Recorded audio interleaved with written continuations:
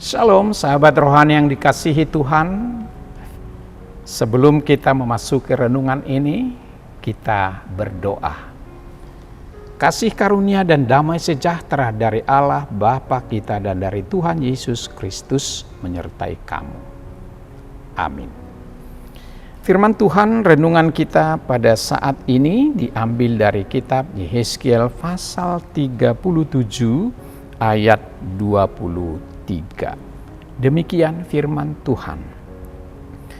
Mereka tidak lagi menajiskan dirinya dengan berhala-berhalanya atau dewa-dewa mereka yang menjijikkan atau dengan semua pelanggaran mereka.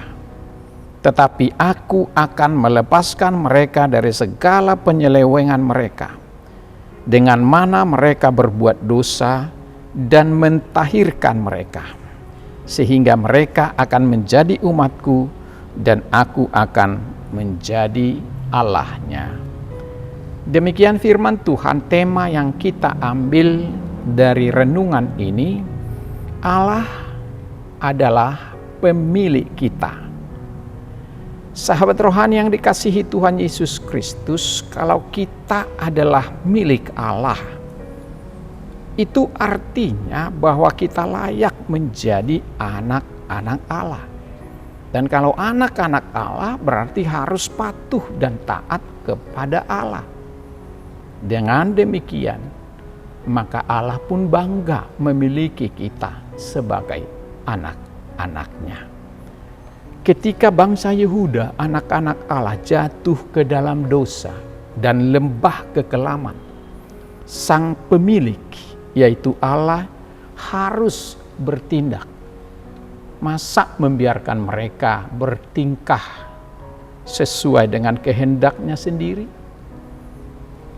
Namun sebelum penyelamatannya, tindakannya diberikan, ada satu pelajaran penting yang harus Allah berikan kepada mereka, yaitu memberikan mereka ke tangan bangsa Babel untuk dididik dan dibentuk supaya mereka sadar bahwa mereka bukan milik mereka sendiri. Hal ini penting supaya mereka sadar bahwa mereka sesungguhnya bukanlah sendirian dan mereka bukan raja pada dirinya, tapi mereka adalah milik Tuhan dan juga tinggal di tempat milik Tuhan dan hidup oleh karena Tuhan. Mereka hanya meminjam semua fasilitas hidup dari Tuhan, yang kelak ketika mereka meninggalkan dunia ini, maka semua kembali kepada Tuhan sang pemiliknya. Runtuhnya tembok Yerusalem oleh serangan Babel menjadi pertanda bahwa bangsa itu tidak berdaya dari dirinya sendiri. Lenyaplah simbol negara dan hancurnya seluruh kekuatan dan kebanggaan adalah tanda bahwa kemanusiaan mereka rapuh dan tidak mampu menjaga dan memelihara titipan Tuhan. Sahabat rohani yang dikasihi Tuhan, nats kita merupakan bagian dari yang besar dalam kitab Yehezkiel, di mana Nabi Yehezkiel diberi penglihatan oleh Allah yang menggambarkan sebuah lembah yang penuh dengan tulang belulang yang kering. Allah bertanya kepada Yehezkiel, apakah tulang-tulang itu dapat hidup?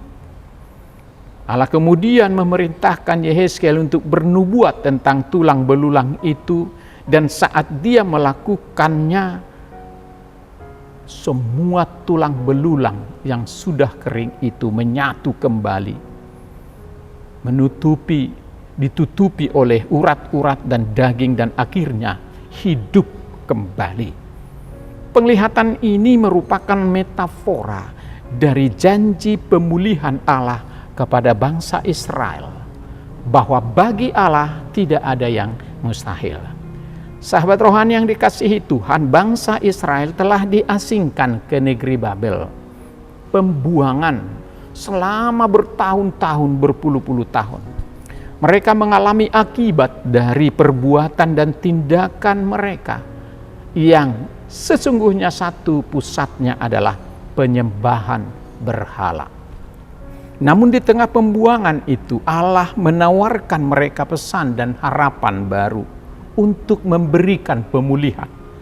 Dalam nas kita Allah berbicara kepada bangsa Israel, berjanji bahwa mereka tidak lagi menajiskan diri dengan berhala yang selama ini membuat mereka menjadi terhukum. Berhala-berhala itu menjijikkan, menjauhkan mereka dari Tuhan. Bahkan pelanggaran yang sangat keji dari hukum Taurat yang digariskan oleh Allah.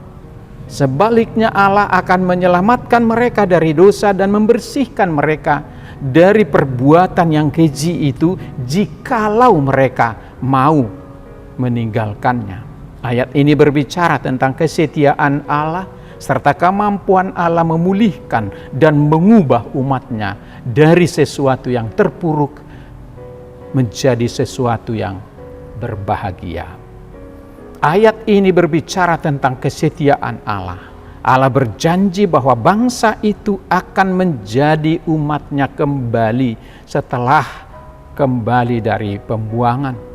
Dan Allah akan menjadikan mereka bangsa yang kuat, bangsa yang hebat, dan bangsa yang merdeka, bukan diperbudak oleh siapapun. Ia menyampaikan pesan bahwa Allah akan tetap setia pada janjinya dan selalu hadir bersama umatnya, asalkan umatnya menjauhkan semua berhala dari kehidupan mereka. Allah yang memegang kendali, Allah yang memiliki kuasa, mampu mengatasi segala rintangan dan tantangan apapun yang mungkin akan dihadapi umatnya kalau mereka mau bertobat.